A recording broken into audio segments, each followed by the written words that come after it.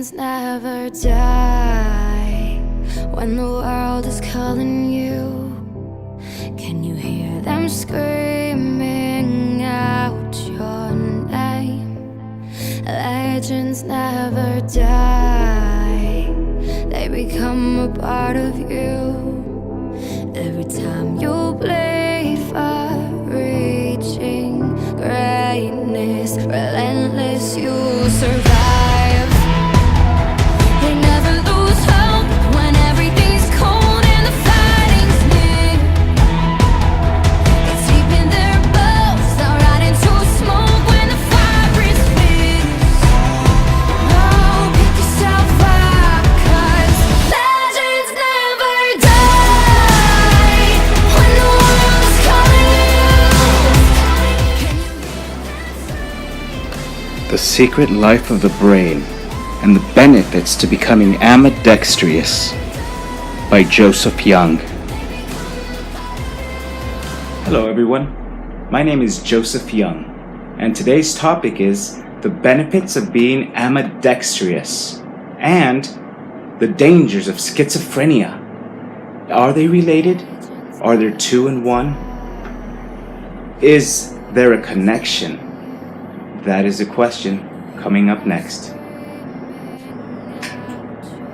Okay, as promised, ambidextrousness. I promised I'd cover this topic, and true to my word, here I am to share with you the benefits of being ambidextrous. Are there benefits? Is there more to it than just what we've been led to believe? Maybe because there's not enough people who can actually prove this. But me, fortunately, being ambidextrous, I wasn't always ambidextrous. I was actually right-handed and left-footed. Most people did not know I was left-footed. Everybody assumed I would be right-footed. So to be honest with you, I'll start off with a little bit about my history. Born and raised in San Francisco, and from a stone squirrel, I went over to Paul Revere Elementary School, where I was educated in all sorts of manners of our public education system. I can vividly remember being in second grade. I was adamantly into kickball. I mean, that was like the biggest thing. That and Foursquare, right? Who doesn't remember those? When I was in kickball, I can remember myself being in the yard, and one of the times that we were all playing outside, and I wasn't playing kickball at the moment, but I can actually remember going ahead and trying to do a little parkour at a very young age. I tried to go ahead and jump on a wall and do a kick off the wall. However, I landed wrong, and next thing you know, I had a cast on my right foot, making me and forcing me to go ahead and have to use my left foot at a very young age. So for the longest time, because I was so adamant about playing kickball and continuing to play during recess, that I suggested to myself, I'm gonna use my left. And sure enough, I used my left. And I continued to play, and as through the years went on, I became fully ambidextrous with my feet. Something that most people would have never guessed. Very hard to tell unless you're playing a sport. Hence therefore why I wasn't so susceptible as most people. Needless to say, I'll cover that subject here hopefully in a little bit. Being ambidextrous, most of my life I've been a little bit different than most people. I've always been more of a leader than a follower, but of course I have gone through my ups and downs and stages with that, as most teenagers do. Originally I was a little bit more of a follower, but as years progressed in life, I became more of a leader type person. And like I said, I went through the roller coaster ride of the whole leadership and following stages of my life. Fortunately now I consider myself to be a lot more of a leader, but any good leader knows how to follow when there's worthy people worth following, or somebody has something really good to teach. Okay, let's see, fast forwarding time. Once again, here we are, fast forwarding time, and all of a sudden I find myself in the year of 2006.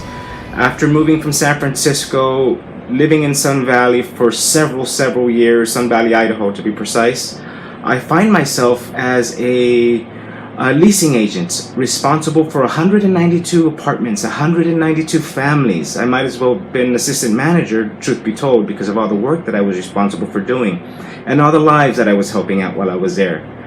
During my time there, I decided to get involved in politics thanks to the encouragement of my wife at the time, and also her father, who was heavily involved in politics, is really strong-minded, ex-politician from Mexico City.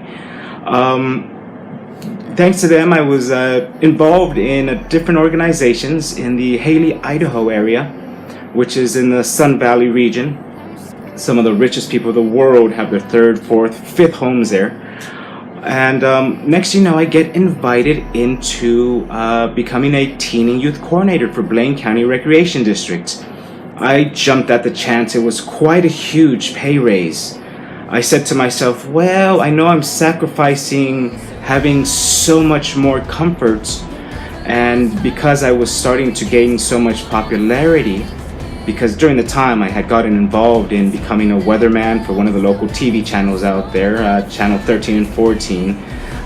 It was the first Spanish TV show that they had in the area, which we were all excited about.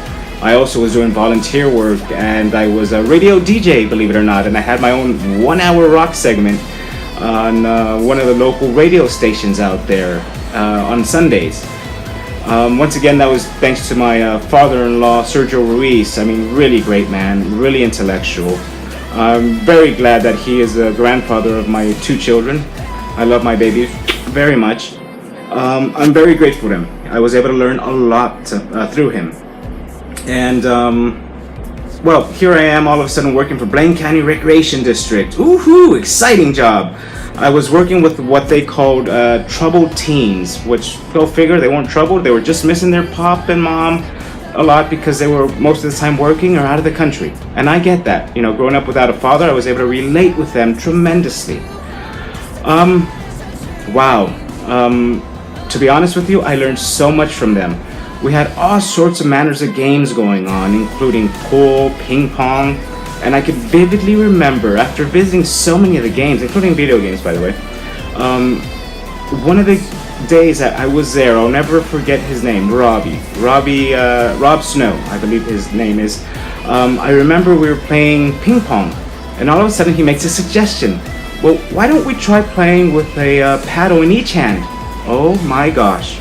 Since then, I made an effort to start using my left hand for everything. Now I can write with my left hand, no problem, no sweat.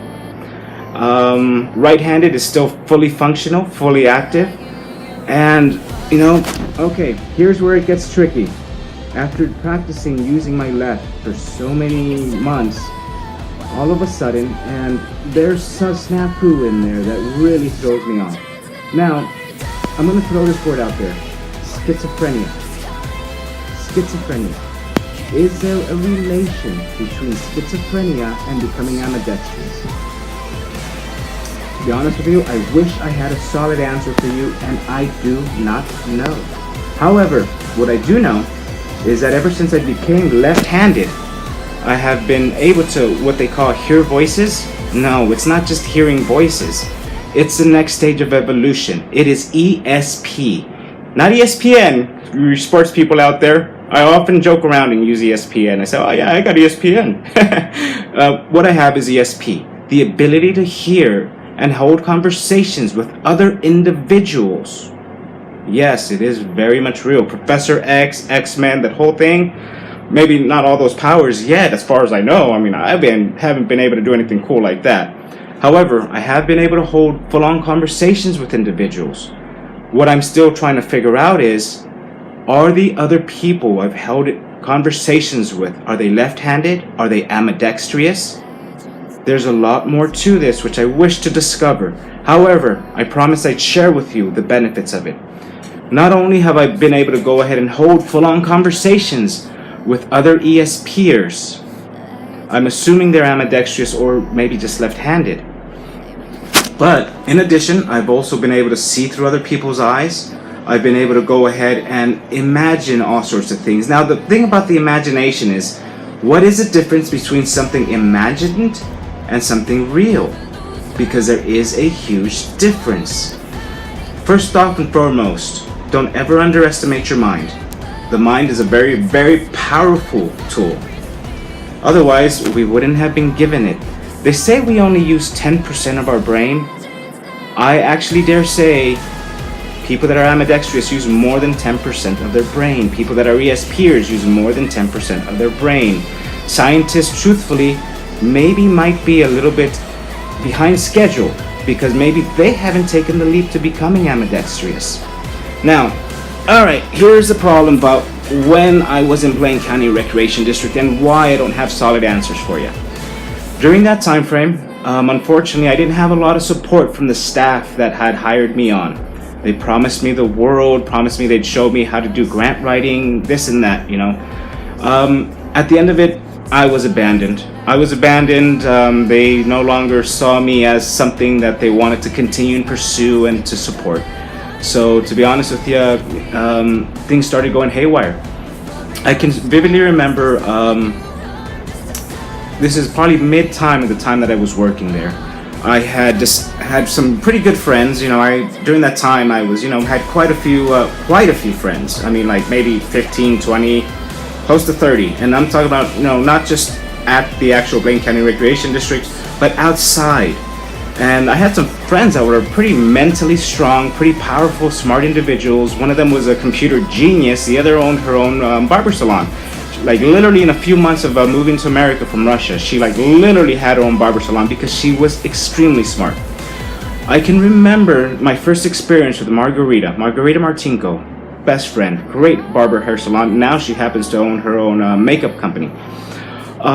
She had gone through a week where I remember bumping into her and hanging out with her as I normally would do, and she just was not acting like herself. It's almost like Invasion of the Body Snatchers or something. I was like, whoa, what the heck is going on?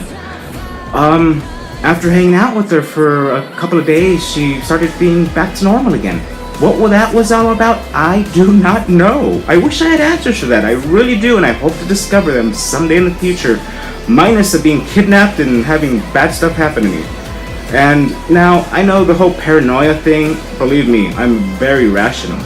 However, I do believe in psychic warfare thanks to discovering the whole ambidextrousness. That I will touch on a different subject in a different time. Maybe part of this video because, there must be PSYOP teams out there that our government has. I'm quite sure of it. Especially, most likely, in some of the places I'm at. Why? Because of my evolving mind. So, anyways, with Margarita Martinko, she starts to become normal again. Fortunately. I don't know what relation after hanging out with me she becomes normal again. Later on, a friend by the name of Adam, I'm trying to remember his last name. Adam, he originally was one of my tenants at the Balmoral Apartments. Later on, he becomes just a good friend of mine. Computer genius, very savvy. I can remember him always being on his computer. You could not pry the guy away from his computer. A couple of weeks after the incident with Margarita Martinko, I go and visit Adam, and my gosh, I'll be darned. He is not at his computer. He is on a hammock outside. He's not even talking like his normal self. Same voice, same voice, that's about it. But he was like talking to somebody that was not him. I say to myself, what the heck is going on? Now me, I'm very rational. I do, granted, I have a very vivid imagination, but I know how to distinguish the difference between something imagined and something real. So I say to myself, okay, something's kind of odd, and something's kind of off. I don't get it. But, later on, I'm assuming he went back to normal. We didn't hang out quite as much during that time frame.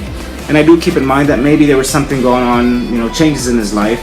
For example, he had just moved from the apartments to a new home, so that could have been one of the reasons. I try to rationalize things first and foremost. However, he's still not acting like his normal 100% self. Anywho, later on he does become, back to his normal geeky computer science self. Me. Now, I go back to work, and, I can remember on one of the days, I was doing so much volunteer work during the time frame. I mean, I was overworked. I was going through a lot of things at home, emotionally, on the negative side, unfortunately. I didn't have a lot of support at home. I didn't have a lot of support, at work. I was trying to kind of basically being ping-ponged on the emotional level between very bad life scenario at home, very bad work scenario. So I felt like I was surrounded by things negative, except for the kids. The kids, fortunately, were my relief. The kids were my go-to champions, and they kept me good on the inside. When I say good, what do I mean by that? In other words, I, wasn't all like "Rah!" or grumpy like a lot of the adults have become and whatnot. Wow. Okay, so far I've shared a little bit of my history. Now, the relation to ambidextrous, I can remember that day being there, and I was tired. I was a little bit on the hungry side, and one of my subordinates, I'm not going to mention any names because I know the position that she holds. She offers me a yogurt. I happily accept. I figured, she never really cared for me. She wasn't too happy that I was her boss and she was my subordinate. She was a bit on the older side, and I don't know if, me being brown had anything to do with it. I would dare think not. However, maybe she thought I was just inexperienced for the position and for the title and whatnot. And she wasn't too happy about it. But either way, I took kindness from her. I figured, maybe this is a great bonding experience for us. So I happily accept that yogurt. Wow, I wish I hadn't. I wish I had said no. A couple days later, I am not acting like myself. I'm now acting like Adam, like Margarita, where I'm like, just kind of like this. Like if somebody had taken away my personality, I was completely bland. To be honest with you, gosh, I am very upset about that. I ask myself this: was it because of that yogurt, and was there something in it? Or was it because all of a sudden I had become ambidextrous? Because all of a sudden I was stretching my mind and using parts of the muscle I had not used before? Unfortunately, I cannot solidly give you an answer if there is a downfall to becoming ambidextrous, if there's a possibility of going cuckoo for Cocoa Puffs. I use that word because I like to put a little bit of light humor into things, even though it's not funny by any means. Now, with the whole becoming ambidextrous thing, do you start to hear voices? Yes. It's my strong belief when you are left-handed, you do hear voices, but guess what? They're not just imagined voices. It's communication. It is the next stage of evolution. Are there people out there that have control over, the mind at a higher level than us? Obviously. Could you really imagine a government agency or any country that has any kind of structure to it and is evolved that wouldn't have gone ahead and had people go ahead and become ambidextrous to learn if there is more to it? If you go ahead and use both your hands equally, you'd be a fool to believe that they haven't experimented with that and done that. If there's not any PSYOP teams out there where individuals go ahead and work for the military and the government and other agencies and even freelancers that can go ahead and use their mind to see what a person's thinking. Come on, people, wake up. Look at the time and the age we live in, obviously. Now, how long has it been around? I do not know, but I can imagine it's been around for a very, very, very long time. Otherwise, we'd all be probably far more advanced than we are mentally. Have there been organizations go ahead and keeping us from becoming ambidextrous? Think back not too long ago. People were having their left hand slapped for even daring to use what a lot of the nuns would call their Lucifer hand. Why would that be? Was it because really it's a devil's hand? Does the devil own this hand? Oh my gosh, the devil owns my hand? Oh, no wonder I just slapped myself. No, that's not it. Not it by any means. Were they conned into believing that? Most likely. What it was they didn't want people to evolve. They didn't want people to go ahead and be able to become ambidextrous, using a higher percentage of their brain. Being able to go ahead and manipulate people on a higher anarchy is keeping them dumb, uneducated, unable to evolve. That is the reason we are not all ambidextrous and taught how to be ambidextrous since we're little.